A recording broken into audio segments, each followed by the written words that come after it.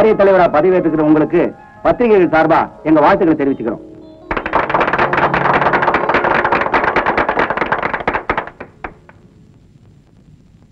வாரிய தலைவரா பதவியேற்ற போது உங்க மனநிலை எப்படி இருந்துச்சுன்னு சொல்ல முடியுமா? தொட்ட தலையில முடி முளைச்சா மாதிரி இருந்ததுங்க. அதான் நான் ஒத்துக்கிட்டேன். முதல்ல இருந்த வாரிய தலைவர்ல இருந்து நீங்க எப்படி வேறுபடுறீங்க? முன்னால இருந்த வாரிய தலைவர் பேரு வஜ்ரவேலு, இவர் பேரு வடிவேலு. அதான் வித்தியாசம். அறிவு கட்டத்தனமா பேசாதீங்க சம்பந்தி, பத்திரிகைக்காரங்க கிழிச்சிருவாங்க. அவங்கெல்லாம் அங்கங்க களை வெட்டுற மாதிரி வேலை செய்வாங்க. நம்மளது அப்படி இல்லைங்க. ரேம்போ கட்டிங் மாதிரி வைக்கிறதுன்னு தெரியாது, வெட்டுறதுன்னு தெரியாது, அப்படி இருக்குங்க வேலை. குடிசைங்களும் அடிக்கடி தீப்பத்தி எரியுதே, தீப்பிடிக்காத வீடுகளை கட்டி கொடுக்க இடம் திட்டம் இருக்கா? சம்பந்தி, சுவிட்சர்லாந்து நாட்டுல மாதிரி கடலுக்கு அடியில வீடு கட்டி கொடுத்துருவோம். கரெக்ட், கடலுக்கு அடியில வீடு கட்டி கொடுத்துருவோம்.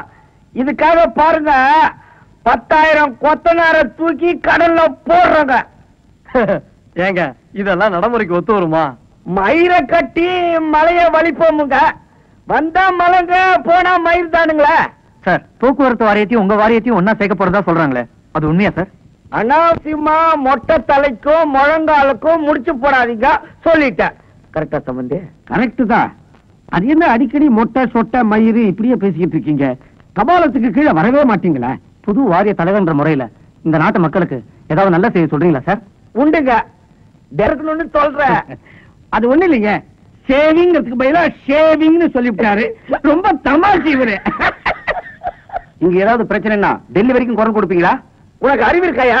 இங்க குரல் கொடுத்தா கூரை மேல இருக்கிற பல்லிக்கே கேட்காது, டெல்லிக்கு எப்படியா கேட்கும்? நீ தான் கொடுத்து பாரு. எனக்கு வர்ற கோபத்துக்கு கத்தியை ஏற்றலான்னு தோணுது. சம்பந்தி, எதுக்கா விவகாரம் பண்றீங்க? அப்புறம் பத்திரிகையில கிழிச்சிடுவாங்க.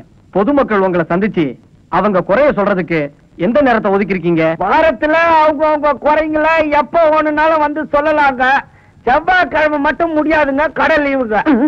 அப்ப நான் வர்றேங்க. சரிங்க. எனக்கு என்னமோ உருப்படுற மாதிரி தெரியல.